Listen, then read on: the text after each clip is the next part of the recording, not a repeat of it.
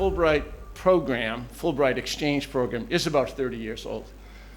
But right after that, just before that, we also had the World Bank Scholarship Program.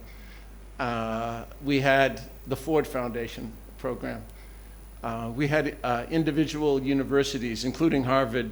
You know, so much for there's a lot of history of what the exchange programs did, how they accomplished things, and how it's hung together. And we're in the midst of sort of the second phase of that. Susan mentioned 30,000 Vietnamese students study abroad. I think they're in the top 10 of top 5 of countries in the world sending students to the US. But as Susan mentioned, they're talking about 30,000 or something like that. Vietnam is a big country, so most of the education that has to happen in Vietnam. And that's where, you know, first I want to talk a little bit about the history of the exchange program, but now I want to talk a little bit about Fulbright. And then I'll talk a little bit about my sort of understanding of I don't want to be a diplomat, and everyone here knows I'm not, but I'll tell you a little bit about what I think is going to happen. But back to Fulbright. Fulbright is a difficult experiment. I was saying to someone the other day about, you know, how are you doing? I said, well, building a university is a very hard thing.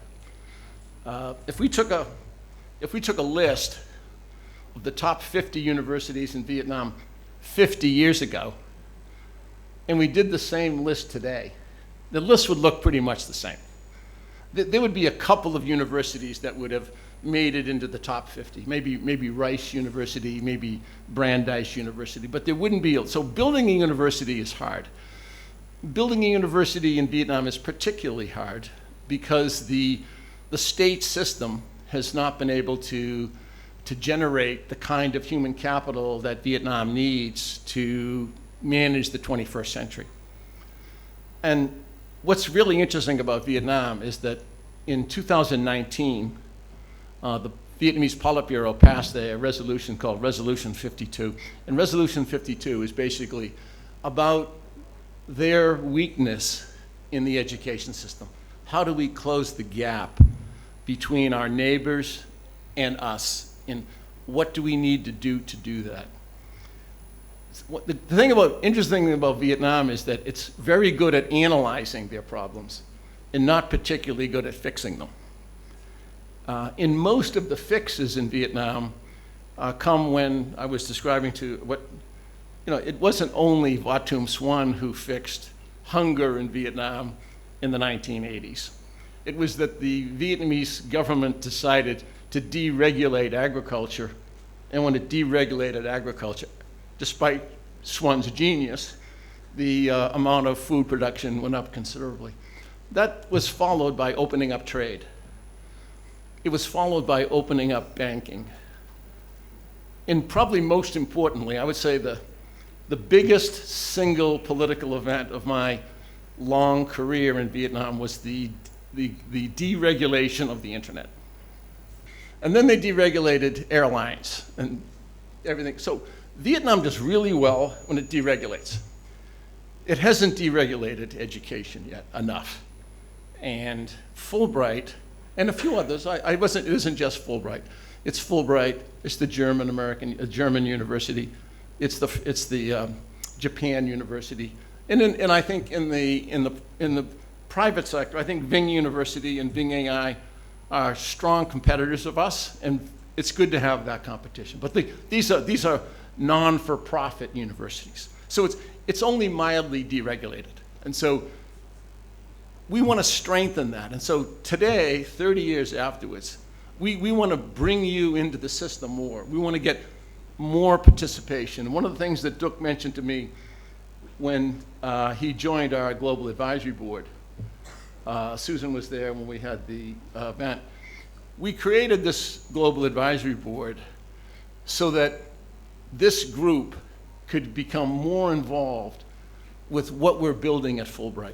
We want to make sure that we're embedded in the Vietnamese community, that our strength is we get embedded. If we get embedded, we're strong, and Vietnam is strong. And it needs to be an independently managed university. So on our board, there's no one from the embassy, there's no one from the Ministry of Education, there's no one from the government, there's no one from the high-tech park, even though we're extremely grateful to both governments. Without the United States support that we have from the State Department, from USAID, from DFC, Fulbright doesn't exist.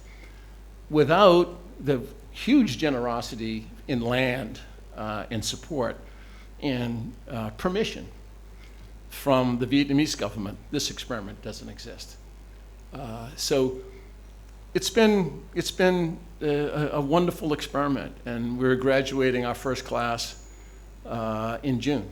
And when we graduate our first class, we'll be able to, we're in the process of applying for accreditation, and that will be a big milestone for us when we do that. But the thing that we did get, moving on to the U.S.-Vietnam relationship and why it's so important to education, is that I was lucky enough to be present when then Vice President Biden and Secretary General Phu Chop met in Washington in 2015 to basically launch Fulbright. And when in the launch, we get another gift from Vietnam. We get permission. We get permission to build a type of university that hasn't been experimented with yet. We get deregulated, for lack of a better word. We get deregulated.